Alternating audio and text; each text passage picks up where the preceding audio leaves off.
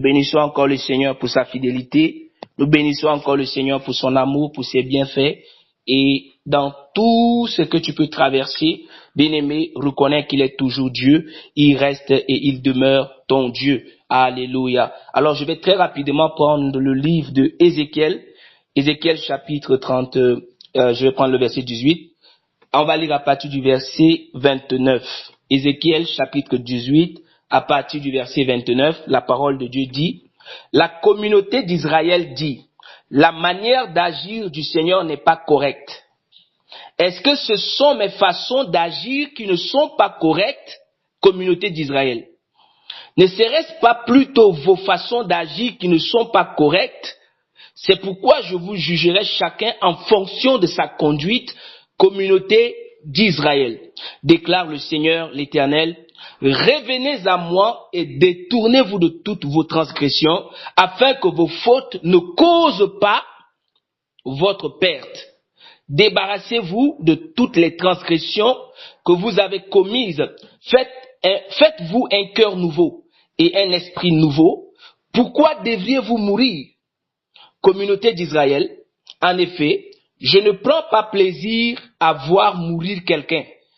Déclare le Seigneur l'Éternel, changez donc d'attitude et vivez. Alléluia. Bien-aimé, il n'y a pas quelque chose, bien-aimé, que Dieu aimerait voir dans ta vie plus que la vie. Alléluia. Vous savez, dans le livre, quand je méditais dans le livre de Jean, le chapitre 10, verset 10, pendant que je méditais sur ce passage, j'ai constaté quelque chose et ça m'a amené à comprendre que non, Dieu, il est tellement amour, mais c'est nous qui dérangeons.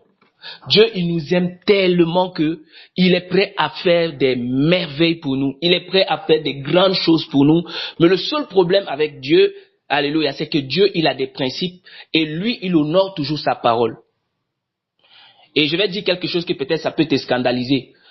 Dieu n'est pas au-dessus de sa parole, ni en dessous de sa parole.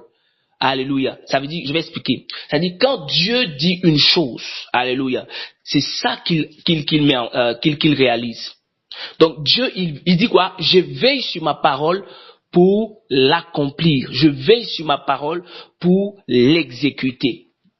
Donc, aujourd'hui, je voudrais nous amener sur quelque chose, parce qu'il y a beaucoup de chrétiens, il y a beaucoup d'enfants de Dieu qui se posent parfois des questions. Parfois, il nous arrive de nous poser des questions et de poser même des questions à Dieu pour lui poser la question, mais Seigneur, est-ce que la manière dont tu fais les choses, est-ce que c'est correct? La manière dont, Seigneur, tu me traites, est-ce que c'est correct? En tant que serviteur de Dieu, en tant qu'enfant de Dieu, en tant que oint de Dieu et tout, la manière dont, Seigneur, tu procèdes, est-ce que c'est correct? Alléluia.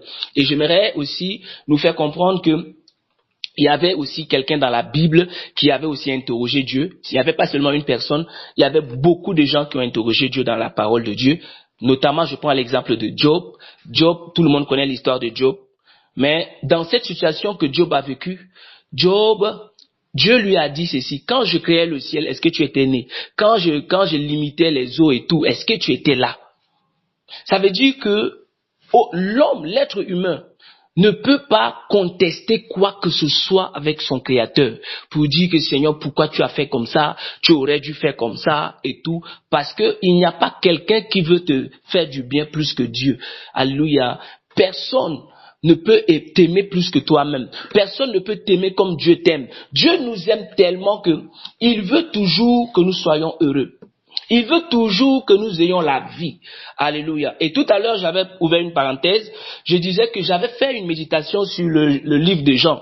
Jean, le chapitre 10, le verset 10, où la Bible dit que quoi? Le voleur ne vient que pour dérober, égorger et détruire. Mais la suite nous dit quoi? Le Fils de l'homme est venu afin que les brebis aient la vie et qu'elle l'ait en abondance. Alors, c'est sur ce point-là que j'étais en train de réfléchir. Et le Seigneur m'a amené à voir quelque chose. Quand la Bible dit que les brebis doivent avoir la vie et la vie en abondance, cela veut dire quoi? Ça veut dire que dans tous les domaines de ta vie, Dieu veut qu'il y ait la vie. Que ça soit dans tes finances. Alléluia. Parce que quand on parle de la vie, ce n'est pas seulement le fait de respirer et de rester debout. Non. Mais dans chaque aspect de ta vie, alléluia, le diable va vouloir amener la mort sur le plan spirituel, la mort sur le plan financier, la mort sur le plan sanitaire, la mort sur tous les plans possibles et la mort même physique. Alors Dieu, dans son amour et dans sa grâce, il veut plutôt que tu vives, il veut plutôt que tes activités soient en vie, il veut plutôt que tout ce que tu fais soit en vie, il veut plutôt qu'il y ait la vie mais en abondance. Et dans le texte que je venais de lire tout à l'heure, la Bible a été claire que la communauté d'Israël a commencé à poser des questions à Dieu. Et quand on parle de la communauté d'Israël aujourd'hui, la communauté d'Israël c'est qui?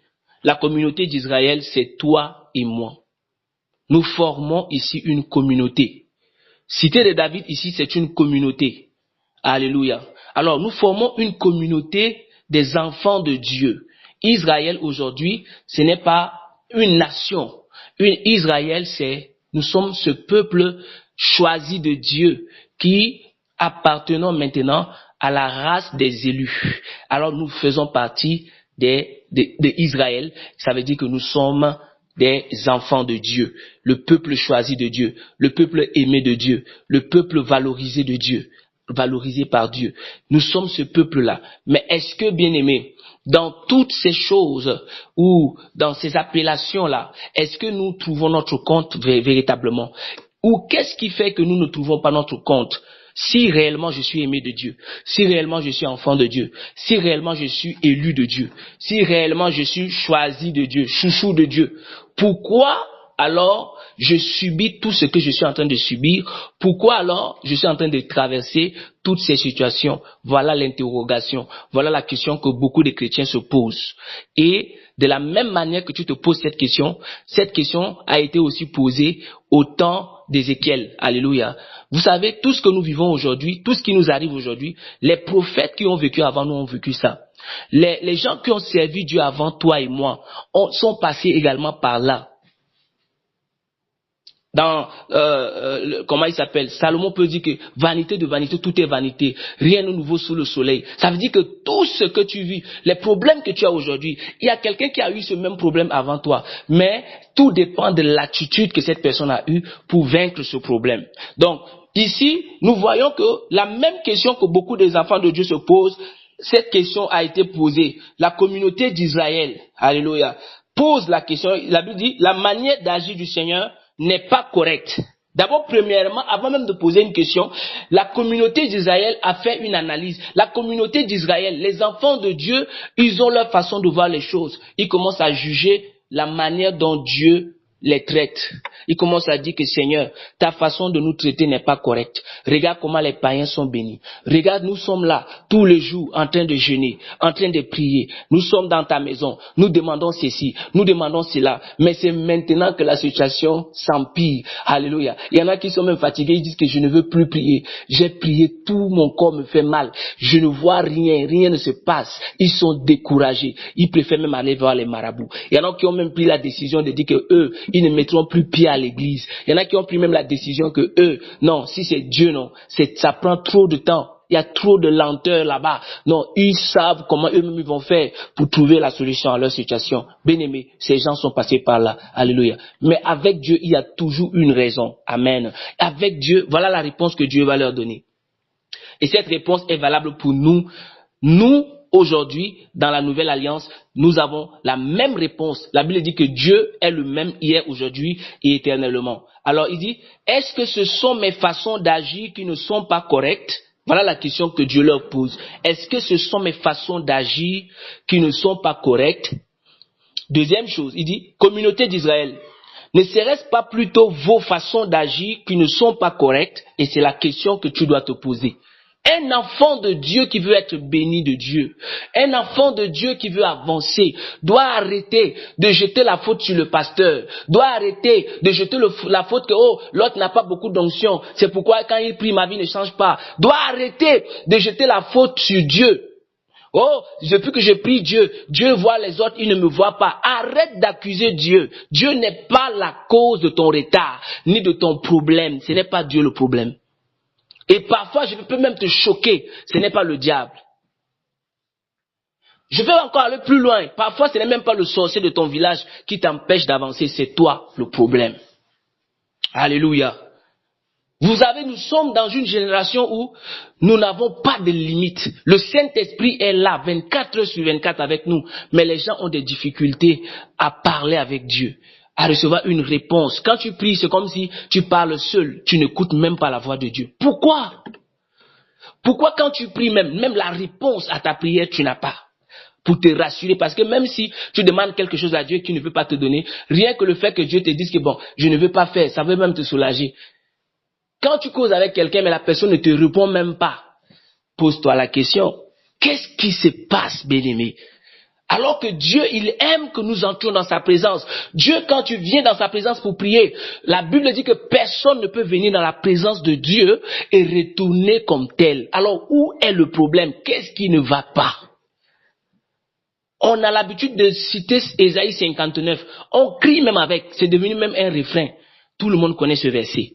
Non, la main de l'Éternel n'est pas courte pour agir. Non, son oreille n'est pas trop dure pour entendre. Mais ce sont nos crimes et nos fautes qui font quoi? Qui mettent une séparation entre Dieu et nous. Ça, on a l'habitude de réciter. Mais maintenant, est-ce que nos crimes et nos fautes là, est-ce que nous cessons ça? Parce que quand on parle de crimes et fautes, peut-être toi tu vas penser que crime c'est quand tu vas tuer quelqu'un. Non! Être criminel devant Dieu, c'est pas aller tuer quelqu'un forcément. La haine que tu as contre ton prochain, c'est déjà, tu as commis un crime devant la face de Dieu. Alléluia. J'avais expliqué la dernière fois, je disais que Jésus a dit que même le fait de regarder une femme, rien que convoiter une femme, tu as déjà couché avec la femme là. Donc, ici, Dieu veut nous amener quelque part. Dieu veut t'ouvrir les yeux sur quelque chose. Il dit, est-ce que ce sont mes façons d'agir qui ne sont pas correctes? Communauté d'Israël. Ne serait-ce pas plutôt vos façons d'agir qui ne sont pas correctes? C'est pourquoi je vous jugerai, chacun en fonction de sa conduite. Pourquoi Dieu nous juge? Pourquoi Dieu parfois il est dur avec nous? C'est à cause de nos conduites. Alléluia. On doit revoir nos conduites. Tu dois revoir ta conduite. Chacun de nous doit revoir sa conduite. Communauté chrétienne ou communauté d'Israël. Revoyons nos conduites. Alléluia. Revoyons nos conduites. Revois ta vie. Est-ce que Seigneur, il y a quelque chose que je dois encore régler dans ma vie? Il y a quelque chose que je dois encore changer dans ma vie?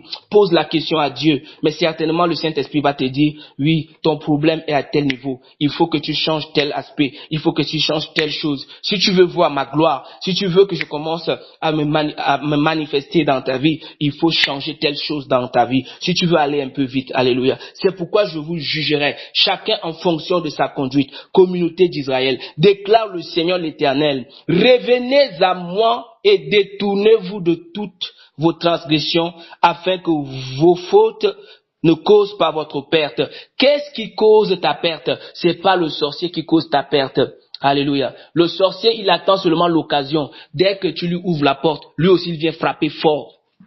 Le diable, lui, ne peut pas te dominer. Il attend l'occasion. Dès que toi, tu fais quelque chose qui n'est pas correct, il profite de la situation pour frapper fort. Quand le démon sort, il ne part pas, il est là, il te regarde, il observe maintenant, il attend seulement une occasion, un petit moment de faiblesse, de colère, rien que la colère, il profite de la colère et il entre encore dans ta vie, il vient s'aimer encore le trouble dans ta vie, rien que la haine, il vient encore, rien que la jalousie, rien que ceci ou cela, le péché, quel que soit ce que tu vas faire qui ne glorifie pas le Seigneur, l'ennemi va saisir l'occasion maintenant pour te dominer.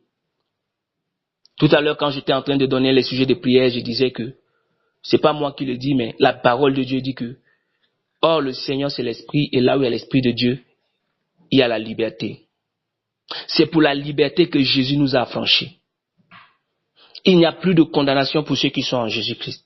Nous connaissons tous ces versets bibliques, mais est-ce que nous les vivons? Pourquoi? Pourquoi, bien-aimés? Parce que quelque part, nous ne sommes pas vraiment en bon terme avec Dieu par nos conduites. Si la parole de Dieu déclare que celui qui se sanctifie davantage, ça veut dire que quelque part la sanctification doit continuer dans ta vie. Ne dis pas que je me suis déjà sanctifié. La sanctification, ce n'est pas la prière. Le fait de prier beaucoup, ce n'est pas ça la sanctification. C'est ta façon de te conduire. La Bible dit clairement, ta conduite. Comment tu te conduis? Quelles sont les actions que tu poses? Voilà, c'est de ça qu'il s'agit, n'est-ce pas? Quand on parle de conduite, on parle des actions que nous posons. Et les actions, nous les posons au travers de nos paroles, de nos comportements, de nos agissements, de tout ceci, et même parfois de nos pensées. Hein? Parce que Dieu ne regarde pas seulement à nos actes, il regarde même à nos pensées. J'avais prêché ça ici. Donc, il faut, bien aimer, que tu revoies ta conduite. Alléluia. Revoyons nos conduites. Est-ce que nos conduites sont bonnes devant Dieu? Même quand nous venons pour prier, notre conduite, notre façon de nous approcher de Dieu, est-ce que cela donne gloire à Dieu? Est-ce que nous venons avec un cœur, des gens qui sont assoiffés de la présence de Dieu, ou nous venons seulement pour prier et répartir? Il faut venir avec le respect, la crainte de Dieu. Quand tu viens dans la présence de Dieu, viens avec un esprit connecté à Dieu. Ça fait partie des conduites aussi. Alléluia, ça fait partie des conduites. Revenez à moi et détournez-vous de toutes vos transgressions, afin que vos fautes ne causent pas votre perte. Qu'est-ce qui peut causer ta perte? C'est ta faute. Alléluia. Il dit, débarrassez-vous de toutes les transgressions que vous avez commises. Faites-vous un cœur nouveau et un esprit nouveau. Alléluia. Nous devons changer nos cœurs. L'état de ton cœur. La Bible dit que le cœur de l'homme est tortueux par-dessus tout. Qui peut le connaître? Nous devons changer l'état de nos cœurs et notre esprit, parce que c'est là-bas que tout commence. Tout commence au niveau du cœur. Change l'état de ton cœur, change tes pensées, alléluia, et les pensées qui donnent gloire à Dieu. Pourquoi devriez-vous mourir, communauté d'Israël? En effet, je ne prends pas plaisir à voir mourir quelqu'un, déclare le Seigneur, l'Éternel. Changez donc d'attitude et vivez.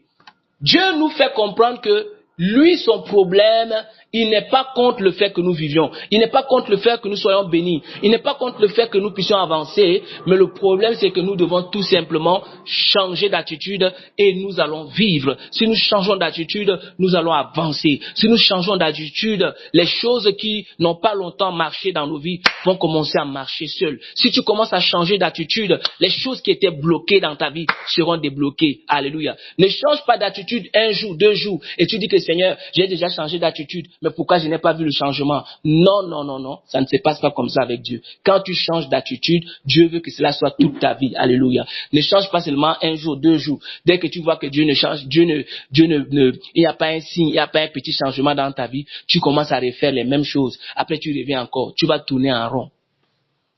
Sois ferme cette année. Comme tu as pris la décision de changer d'attitude, reste ferme sur cette décision. Les chrétiens sont devenus comme des caméléons. Aujourd'hui, il est bien, bien. Demain, on ne le reconnaît plus. Après-demain, il est bien, bien. Après-demain, on ne te reconnaît plus. C'est comme ça aussi que ta bénédiction, ça vient un peu. Demain, on ne voit plus la bénédiction, ça disparaît. Après-demain, ça vient un peu. Tu n'as pas la stabilité. Même quand tu es béni, ça vient te biper. Ça te bip, pim, comme ça, tu es content après. Même si tu n'as pas fini de faire la joie, après la galère revient. Écoutez, il faut que tu te lèves et que tu marches véritablement avec Dieu. Alors nous allons juste prendre un seul sujet de prière, nous sommes déjà dans le temps. On va dire à Dieu, Seigneur, aide-nous à changer d'attitude, à changer l'état de nos cœurs et notre esprit, afin que nous puissions vivre ta gloire. Je veux vivre ta gloire, je ne veux pas vivre dans la désolation, je ne veux pas vivre dans les difficultés, dans les problèmes, dans les ennuis, dans les lamentations, dans les inquiétudes, au nom puissant de Jésus, mais je veux commencer à expérimenter ta gloire, je veux vivre ta gloire, commence à parler à Dieu dans le nom puissant de Jésus.